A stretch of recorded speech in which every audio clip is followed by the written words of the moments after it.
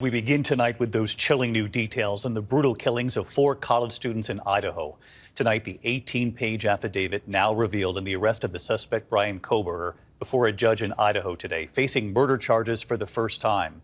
How they linked him to the crime, where they found his DNA, and how authorities say they then linked it to the family home.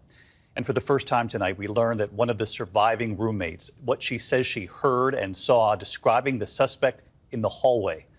Late last night, Kohberger arriving in Idaho on a flight from Pennsylvania, where he was taken into custody, and walking the few steps today into that courtroom, smiling for a time in court as he greets his attorney. 4 friends were killed that night, and now one of the survivors in that affidavit and what she heard, what the suspect allegedly said. ABC's Kana Whitworth leading us off tonight in Idaho. Bryan Kohberger greeting his attorney with a smile today in his first appearance in an Idaho courtroom, then nodding along as the judge read the charges against him one by one. Count 2 alleges that you committed the felony offense of murder in the first degree. The maximum penalty for that offense, if you plead guilty or are found guilty, is death and/or imprisonment for life. Do you understand? Yes. It comes as authorities unsealed an explosive 18-page affidavit laying out the evidence used to arrest Kohberger for the murders of 4 University of Idaho students. Investigators recovering DNA from an empty sheath for a military-style knife. It was found next to the bodies of best friends Kaylee Gonzalez and Madison Mogan. Police later linking that DNA to Kohberger by collecting his father's DNA from trash outside the family home and linking it to their sample from the crime scene. Did anybody do their chores today? The close group of friends seen inside their home just weeks before the murders. And for the first time, we're hearing the chilling account from one of 2 roommates who survived. She was on the same floor as 2 of the victims who were killed, Xana Kernodle and Ethan Chapin, telling police she was woken by a noise at 4 a.m., hearing Kaylee say something like, "There's someone here." Then she heard crying from Xana's room, followed by a male voice saying, "It's okay, I'm going to help you."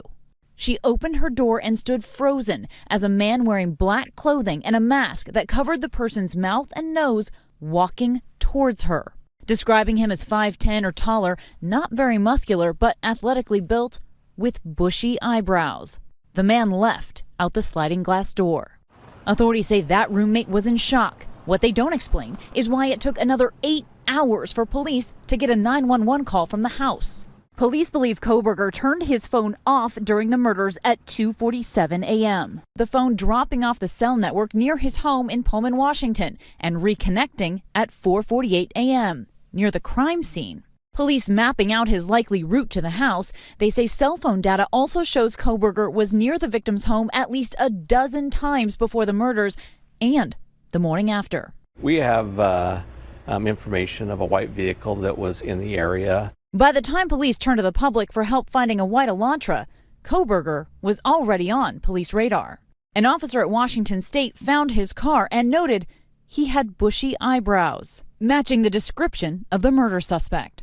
5 days after the murders, Kohberger changed his license plate from Pennsylvania to Washington when his car's registration was due for renewal. You can see that new plate during those 2 traffic stops in Indiana when Kohberger was pulled over on his 2,500-mile drive back to Pennsylvania. Incredibly difficult day for these families. Kana Whitworth with us now from Idaho. And Kana, chilling to hear that one of the roommates who survived then told investigators that she witnessed that man in the hallway. And there will be many who ask why it took so many hours to call 911 from that home. I am curious, in this 18-page affidavit, do we learn anything about whether this suspect knew anyone or had any connection to anyone in that house?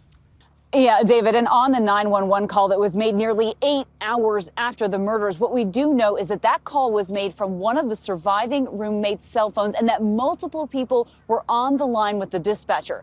Authorities saying now that they have their suspect, their investigation into motive and connections has really just begun. And they'll be relying on that cell phone data that shows he was near the home at least 12 times before the murders, maintaining, David, this was a targeted attack. Yeah, near that home multiple times. Kana Whitworth leading us off tonight.